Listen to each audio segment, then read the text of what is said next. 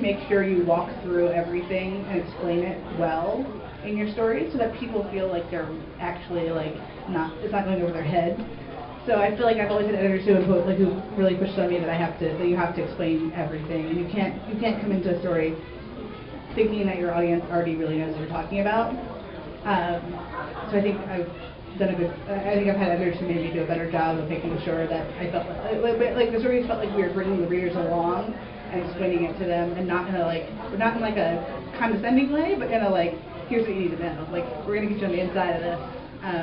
I think that's the kind of the attitude they had at Grist when I was there. And I think it's the attitude we have at Mother Jones too, is that we don't assume that our readers know what's going on, but we also don't assume that they're idiots. So I think we've done a good job of that. I think that helps get people engaged in your writing. Especially there's so many different issues that you could cover on an environment that you have to sort of really, I think, explain things well. I think also social media. I think that social media is one thing that's helped on there is kind of balance the here's my promotion of my own work, and here's me telling jokes, and here's me talking about my cats, and here's me pointing to other people's stories and saying, here's a really good example of a story. Because I think people want to be. There's so much out there. There's so much news. There's so many different things happening on the internet that people, I think, are looking for a voice to guide them through that noise. And so if it's you picking out things and saying, hey, I read this, and I think it's really important, you should read it too. It's sort of a curation of the news. I think people value that and they look for that. And you have to sort of mix that in with putting your own stories out there too. I think a lot of people treat social media as only a way of promoting their own stuff. And that's not really how I think people see it as a consumer. They want to see.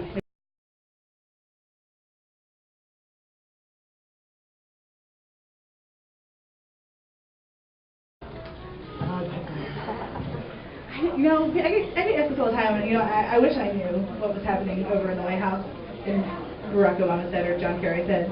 I go, there's a point in time where I was like, okay, 100% sure they're going to approve it. That the report, the Supplemental Environmental Impact Statement that came out in March. After that came out, I felt like they're probably they're gonna use that as a way to approve it, because I felt like it didn't. I think there were a lot of people were disappointed that it didn't go deeper into some of the effects. And I think the White House might use that as a way to approve it. But my thinking, and I've heard this from other people who think this too, I have no idea, it's just us supposing things, that they'll trade something, they'll give something else along with it. They'll got some of their rules, they'll either push along the rules about greenhouse gas emissions from power plants, or they'll do something big on climate. They can say, well, we did the pipeline, but we gave you this instead. I mean, I don't know. I feel like they've done a lot of that. That's been a really interesting story to follow. I've written a lot about pipeline safety before, and no one ever pays attention to pipelines until this one. It was a really, I think, a huge example of success in mobilizing people around environmental issues, because how many pipelines get approved, every year? We've got thousands and thousands of miles of them where no one ever said anything about it.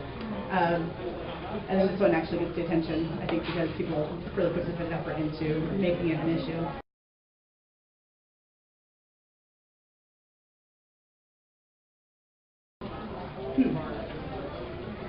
I think one thing that is not necessarily my doing, but we've had smart editors, is editors who make sure you walk through everything and explain it well in your story so that people feel like they're actually it's not going over their head.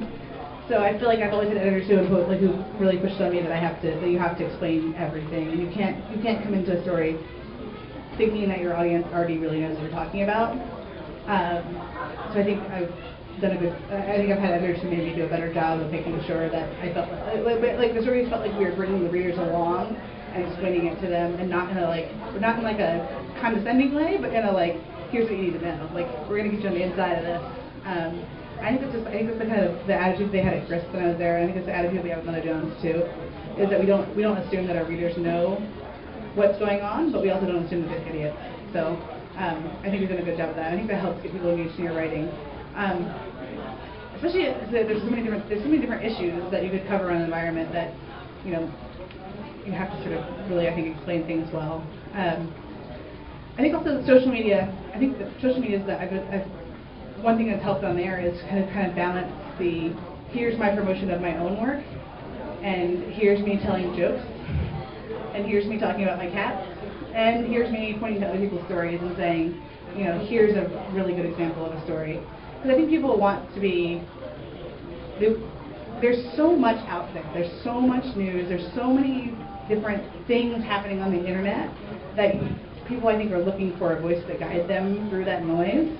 And so if it's you picking out things and saying, hey, I read this and I think it's really important, you should read it too, it's sort of a curation of the news, I think people value that and they look for that.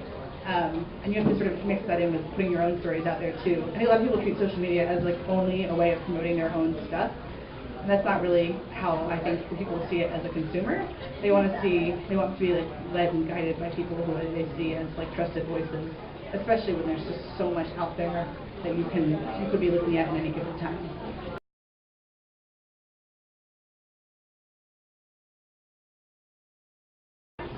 Yeah. I'm just wondering if that's... No, and it's really true, yeah. You don't want it to be about you, but you do need, I think there is definitely a need to have a strong voice, that people know what they're getting and they also know where you're coming from. I think people value that.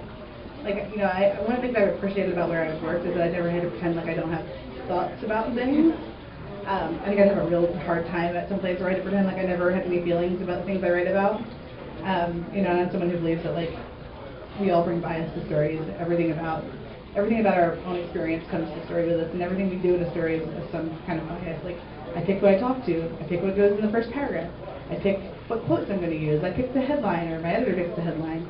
You know, like, all of that is like a choice that I make. And so I think it's really important to be like upfront about those choices and where you're coming from, but also to be open-minded.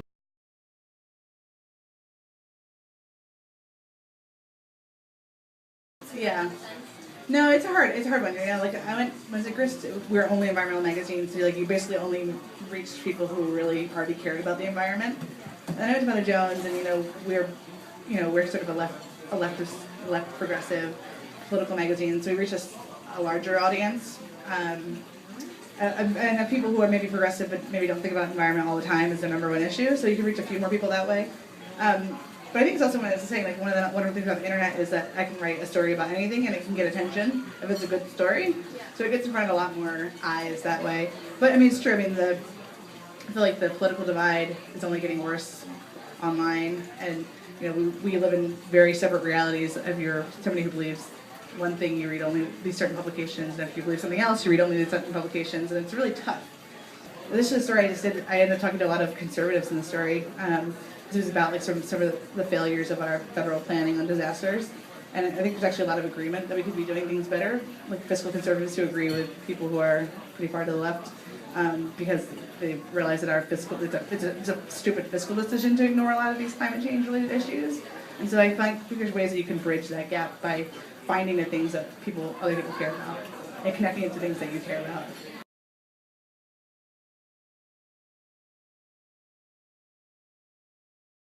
You know, I think it's hard, you know, like, for some reason I think that like the oil-covered turtles really resonated because it was something that was happening here in the U.S., and people felt like it was something that they were connected to because we all use oil. You know, we drive a car, ride a bus, we rely on oil. So I don't know if that's why it resonated with people or just that they like turtles. I don't know. It is, I think, generally harder to get people to care about people who are far away and who don't, you know, whose lives are so different. You know, we don't take boats to school, so we don't understand. You know, it's hard. But you know, you think about, like, I think, especially photos, you can reach a lot of people through photos. I mean, God, speaking of Bangladesh, there's like the photos from the factory collapse. Like those, I have not seen anything that moving in a really long time. And it's got a lot of attention. A lot of people saw those photos. And that is something that's far away, but people, I feel like, connected to that and were moved by those as well.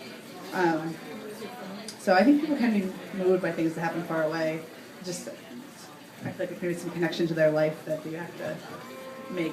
And how do you get them to do that as journalists? How do you get someone to care about something that's happening far away?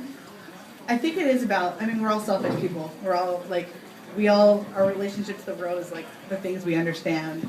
So if I connect to something that people understand, or like a human story about it, or, you know, some kind of shared experience, like, what I did with that story where I was in Virginia and Vietnam was to show how those two places are very similar, because people here were like, oh, Virginia, we're close to here, and here's why it's like Vietnam. So I hope it works. The story comes out next month. I'm hoping it makes that connection for people.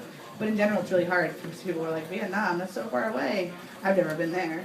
And so I feel like if you can figure out how to make people see that, you know, there are a lot of similarities, or that there's some shared experience.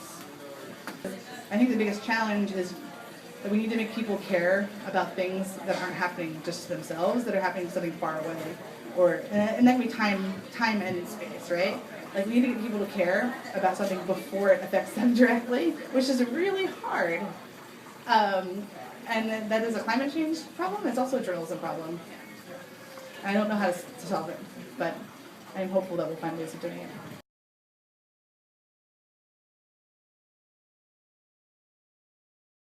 There's like a few journalists and some scientists talking about this, and we spent a lot of time going through tips. I mean, in general, it's really important to know that even a smart reporter is nowhere near the knowledge that you do. And so if they ask questions, they're probably not stupid, but they might ask questions that sound stupid, and just because they're trying to get you to explain something in a really basic way, because as much as they might know about the topic, most of the audience probably knows even less. And so they might have to get you, like, the important thing is just to make it as simple and the language as non-jargony as possible, and like use like descriptions and metaphors that they can connect with. So if you can say, this is like X, and give them a picture of something that they understand, like, way helpful. I mean, I think I'm always asking scientists for like a metaphor, or for like the kindergarten explanation of what this looks like. It's really important. And also just tell stories. I think the process of science is really interesting. And so if you have some new study or new research, don't just be like, here's what I found. Like, walk them through that process, because that's interesting, and that sort of shows like how you reached whatever that was that you were working on. And that kind of helps the reporter, I think, see it as a dynamic process and not just an outcome. And I think that's something important to communicate to the public as well. There's a number of scientists that I've gotten to know over the years that I know now, and I go to them and say, like, hey, what's up with this? Can you explain this to me? Like, it's good to have those relationships, I think, all the time, and not just like when you have some big study coming out, and then you're like, oh, well, let me find some reporters. And also as a reporter, to know, I'm not just like, oh shoot, there's something coming out, let me find some scientists to talk to. Like, to have a good relationship, I think, is important. Usually if I do a story about like, here's some finding, I want to know what the implication is as well. And so if the scientist, even if this is not like what the paper's about, but if they can speak about like the larger implications as well, like, it's really helpful. And like figure out a way to make it say like, okay, we found this, and here's why it matters. So I was doing couple stories about like chemicals and plastics, and I was like, okay, so what can we do about this? Like, these are all around us. Like, what comes next? And have them actually talk about like what it might mean to replace that chemical, or to put some regulations on it. Like, that's helpful for me, because that's what a reader wants to know when they read a story about it.